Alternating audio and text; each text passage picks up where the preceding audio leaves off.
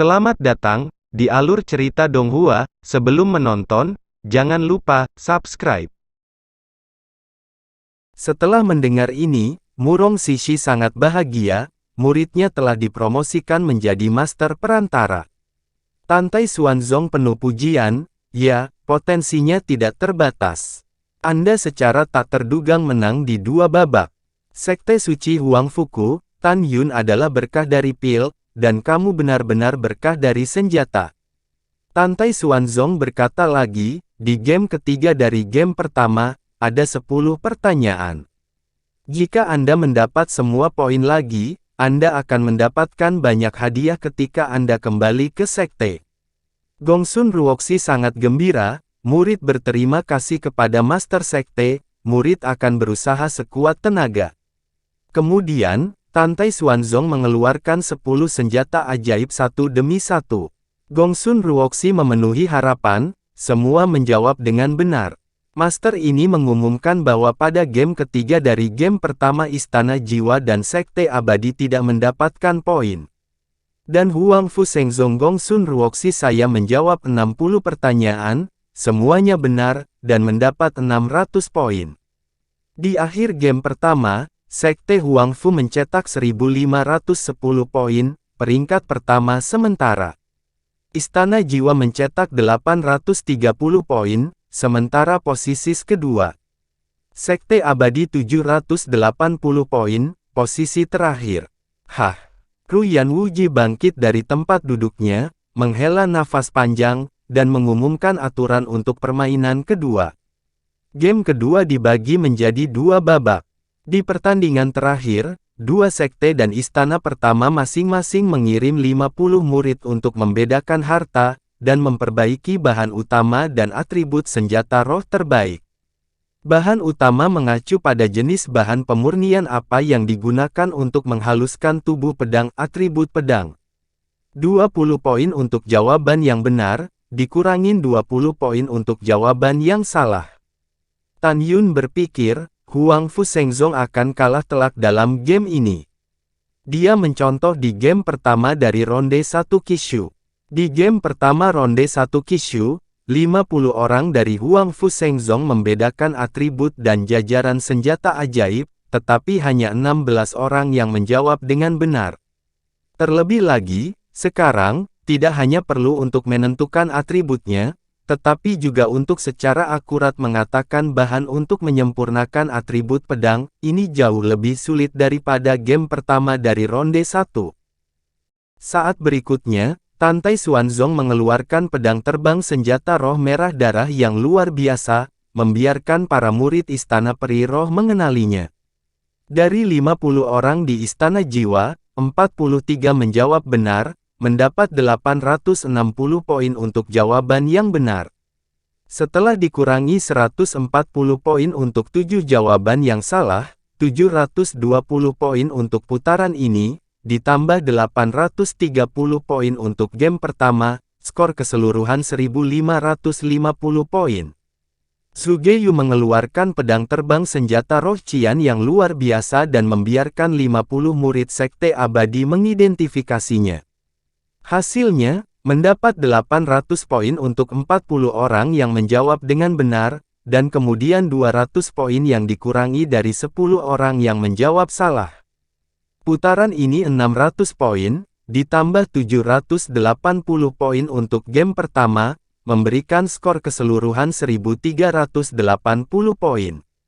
Di sisi lain, Ruyan Wuji memberi 50 murid Sekte Huang Fu hasil dari pedang terbang senjata roh hijau yang luar biasa, yang benar-benar mengerikan.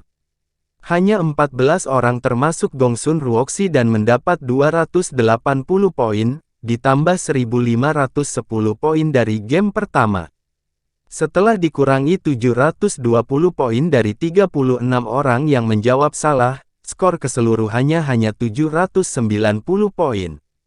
Permainan seni senjata kedua telah berakhir, dan Istana Jiwa untuk sementara peringkat pertama dengan 1550 poin. Sekte Abadi berada di peringkat kedua dengan 1380 poin. Sekte Huang Fu mencetak 790, peringkat ketiga. Melihat hasil ini, Tan Yun sudah menduga, dan selanjutnya, putaran ketiga kompetisi pemurnian, Huang Fu akan bersaing dengan Istana Jiwa, Sekte Abadi kesenjangan semakin besar. Setengah menit berikutnya, di game kedua dari ronde 2, Li Guyi dari Istana Jiwa, bermain dengan sempurna. Dengan kekuatan master tingkat tinggi, dia menantang, baris ketujuh dari lemari harta karun ajaib No. 3. Harta karun kelas atas. Dan benar, atribut harta karun dan bahan utama alat pemurnian memenangkan 800 poin untuk Istana Jiwa. Gongsun Ruoxi, dengan tingkat master menengah, juga dengan sempurna menantang pedang terbang kelas menengah di lemari harta karun ajaib nomor 78 di dinding tinggi senjata mulia. Memenangkan 500 poin untuk Sekte Huang Fu.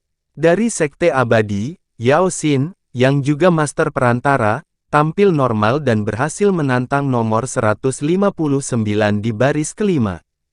Gelang misterius harta karun kelas bawah di lemari harta karun ajaib memenangkan 300 poin.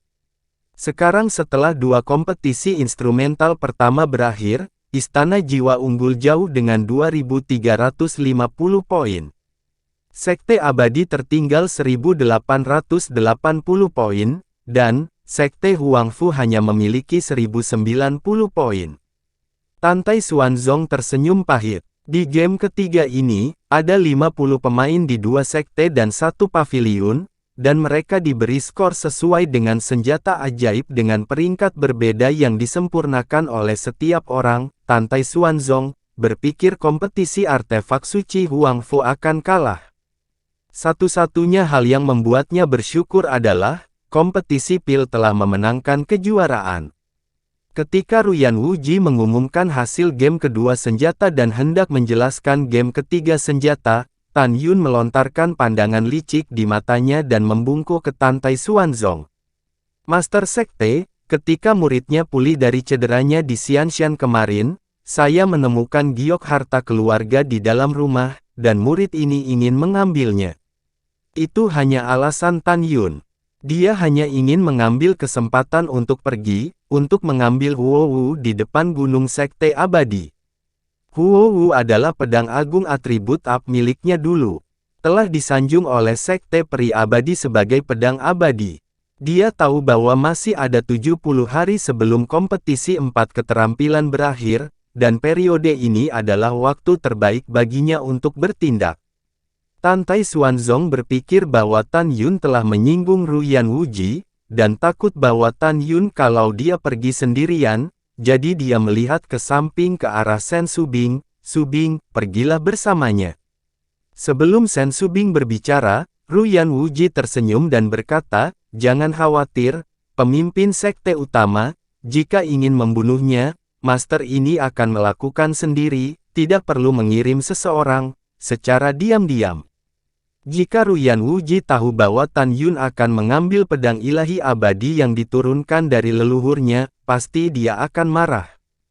Tan Yun berkata, junior datang ke sini untuk berpartisipasi dalam kompetisi besar pil. Jika junior meninggal di sini, tanpa alasan, jika masalah ini didengar orang luar, maka nama Sekte Abdai akan benar-benar bapuk selama ribuan tahun. Tan Yun membungkuk ke arah Tantai Xuanzong dan berkata, murid akan langsung balik kalau sudah selesai, tidak perlu ditemani oleh kepala tetua, dan murid bukanlah anak-anak lagi. Pergi dan cepat kembali. Tantai Xuanzong menasihati. Murid patuh. Tan Yun menginjak pedang terbangnya dan naik ke langit. Zhong Wuxiao ingin menemani Tan Yun, tetapi ketika dia melihat guru Murong Sishi, wajahnya memucat karena kompetis senjata roh, dia tahu bahwa guru akan marah ketika dia pergi saat ini, jadi dia menatap Tan Yun dengan penuh kasih sampai Tan Yun menghilang ke dalam penglihatannya. Tan Yun terbang 30.000 mil jauhnya dari tanah percobaan keabadian, dia melepaskan indera spiritual 3 kali lipat yang sebanding dengan alam permurnian jiwa, menyelimuti area di bawah 500 mil dan menemukan bahwa ada banyak gunung surgawi dan murid sekte dalam tidak ada. Jelas, para murid dan tetua dalam semua pergi ke Tanah Keberuntungan Abadi untuk menonton kompetisi besar 4 keterampilan. Tan Yun mendarat di kaki gunung yang penuh energi spiritual, dan dengan cepat mengenakan kain kasa dingin nafas kura-kura, menutupi seluruh tubuhnya. Singa besar, terbang ke timur dengan kecepatan maksimal. Tan Yun memerintahkan singa naga emas yang keluar dari kantong binatang, berubah menjadi 1,5 kaki, melebarkan sayap emasnya, dan muncul di kaki Tan Yun. Tan Yun menginjak punggung naga emas dan singa. Setelah membawa Tan Yun ke langit, singa naga emas terbang menuju langit timur dengan kecepatan 500.000 li sehari. Alam rahasia abadi menempati area seluas 30 juta li. Tan Yun 21 hari yang lalu, setelah mengikuti Tantai Xuanzong ke alam rahasia abadi, dia diam-diam menghitung jarak antara pintu masuk alam rahasia abadi dan puncak peri abadi. Dia menentukan bahwa ladang keberuntungan abadi dari gerbang bagian dalam sekte peri abadi sejauh 8 juta mil dari pintu masuk. Dengan kecepatan singa naga emas, dibutuhkan 16 hari untuk mencapainya. Tan Yun mengenakan kasa dingin bernapas kura-kura hitam, seperti kilat hitam melintas di langit, terbang di atas hutan, danau, sungai di bawah. Sangat disayangkan Tan Yun, bahwa kera iblis pembunuh surga belum terbangun. Jika saja bisa tinggal di platform tinggi Tanah Keberuntungan Abadi, dan menghabiskan 2 bulan di ruang dan waktu. 2 bulan dalam formasi setara dengan 8 tahun di luar, dan kera iblis pembunuh surga kemungkinan akan bangun. Pada saat itu, akan ada penjaga yang kuat. Ini adalah kesempatan langka untuk mengambil kembali Huowu, kalau terlewatkan, akan sulit untuk mengambil Huowu di masa depan. Setelah beberapa pertimbangan, Tan Yun memutuskan untuk mengambil Huowu dulu. Adapun kompetisi senjata, jimat, dan formasi sekte suci Huangfu, kalah atau menang, tidak ada urusan denganku. 16 hari kemudian, kompetisi ketiga artefak sedang berlangsung. Di kursi bawah, Tantai Xuanzong melihat ke samping ke arah Sen Subing dengan samar, dengan kecepatan Tan Yun, seharusnya sudah kembali 3 hari yang lalu. Pergi dan lihat, bawahan patuh. Rok Sen Subing terbang ke atas, seperti peri yang menginjak pedang terbang, meninggalkan ruang waktu biji sesawi kelas menengah. Ruyan Wuji berkata dengan acuh tak acuh, jangan khawatir Master Tantai, tanah abadi saya sangat luas, dan mungkin Tan Yun tersesat, dan ditangkap dan dimakan oleh monster, hahaha.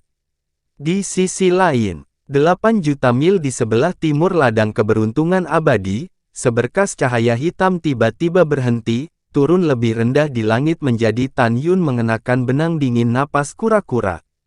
Tan Yun melihat sekeliling dan bergumam, ini dia.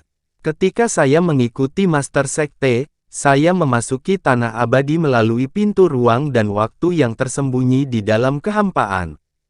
Selama kamu menemukan gerbang ruang dan waktu, dan kemudian menghancurkan formasi terlarang di gerbang ruang dan waktu, kamu dapat membuka gerbang ruang dan waktu dan mencapai gerbang gunung di luar rahasia abadi.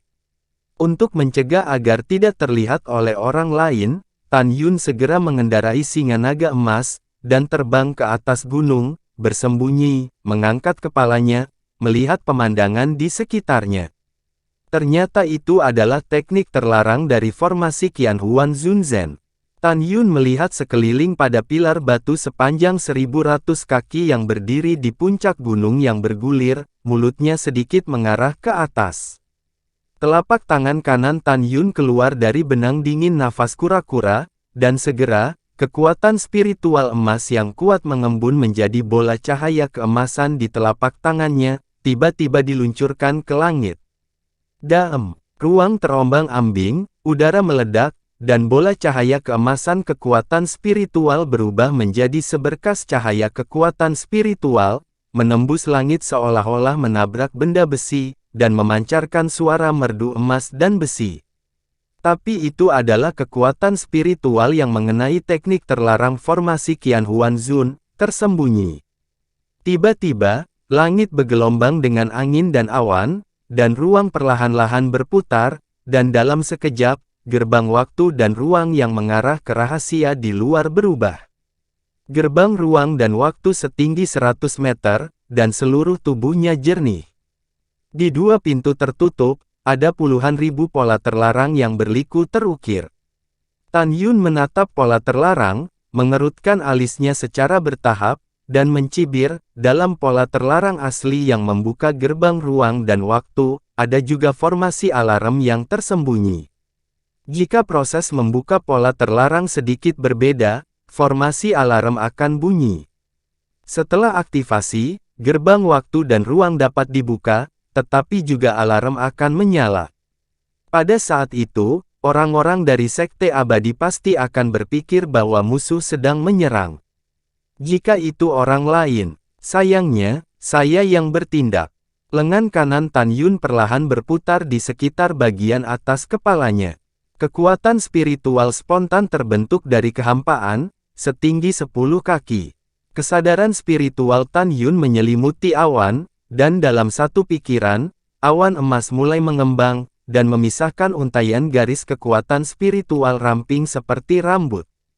Setelah beberapa saat, langit di atas kepalanya berubah menjadi pola susunan kekuatan spiritual sepanjang 30 kaki, pola susunan berkelok-kelok, tampak seperti pola besar dan misterius dari kejauhan.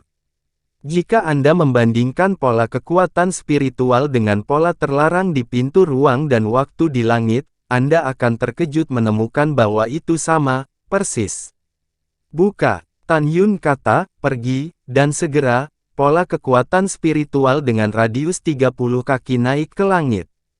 Setelah dicetak pada pola terlarang di tengah gerbang ruang dan waktu, keduanya digabungkan dengan sempurna. Gerbang waktu dan ruang, buka. Saat pintu ruang dan waktu dibuka, Tan Yun menginjak singa naga emas untuk naik ke langit, melewati pintu ruang dan waktu. Detik berikutnya, gerbang ruang dan waktu perlahan tertutup, dan segera menghilang ke langit, seolah-olah tidak pernah muncul sebelumnya.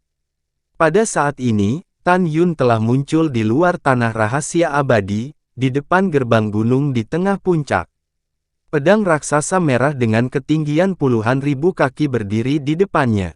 Siapa senior? Sebuah suara hormat datang dari telinganya, dan Tan Yun melihat ke belakang dan melihat dua murid batin dari ranah alam jiwa janin ke-9, Sekte Peri Abadi, membungkuk padanya.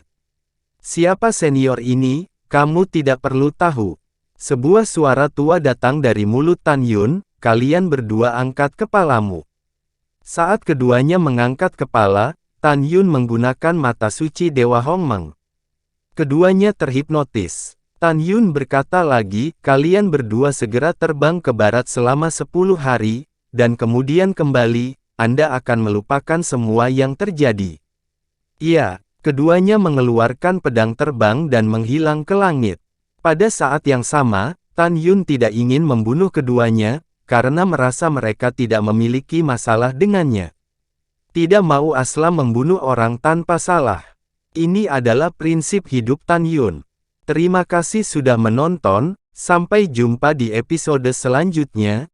Jangan lupa subscribe, like, dan nyalakan loncengnya. Sampai jumpa.